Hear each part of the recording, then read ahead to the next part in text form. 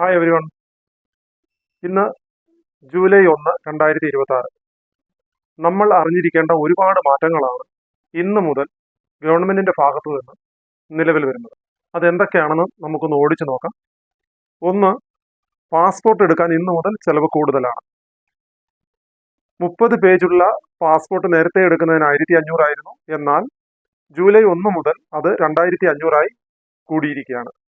60 പേജുള്ള passport book എടുക്കുന്നതിന് നേരത്തെ 2000 ആയിരുന്നു, അത് 3000 കൂടി.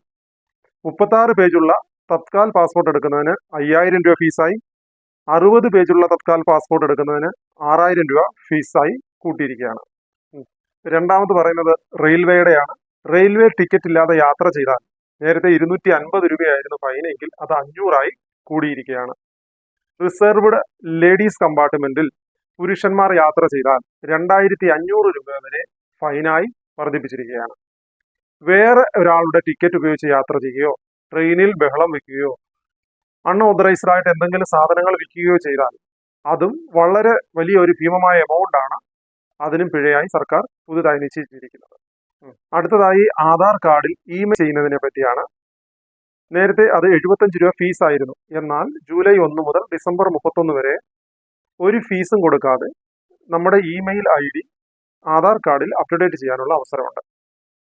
അടുത്തത് ആദായ നികുതി, അതായത് ഇൻകം ടാക്സ് റിട്ടേൺ സമർപ്പിക്കേണ്ട അവസാന തീയതി ജൂലൈ 31 ആണ്.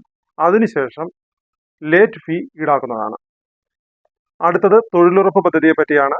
മഹാത്മാഗാന്ധി തൊഴിലുറപ്പ് പദ്ധതി പരിഷ്കരിച്ച് VBG റാംജി എന്ന പേര് ഇന്നു മുതൽ നിലവിൽ വന്നിട്ടുണ്ട്. ഒട്ടാകെ ഇന്നു മുതൽ ദേശീയ സെൻസസിന്റെ ഭാഗമായി സെൻസസ് ബോർഡ് ഉദ്യോഗസ്ഥർ വീടുകൾ സന്ദർശിച്ച് വിവരങ്ങൾ ശേഖരിക്കും. സെൽഫ് എന്യൂമറേഷൻ ഇന്നലെ രാത്രി, അതായത് ജൂൺ 30 രാത്രി 12 മണിയോടുകൂടി അവസാനിച്ചിരിക്കുകയാണ്.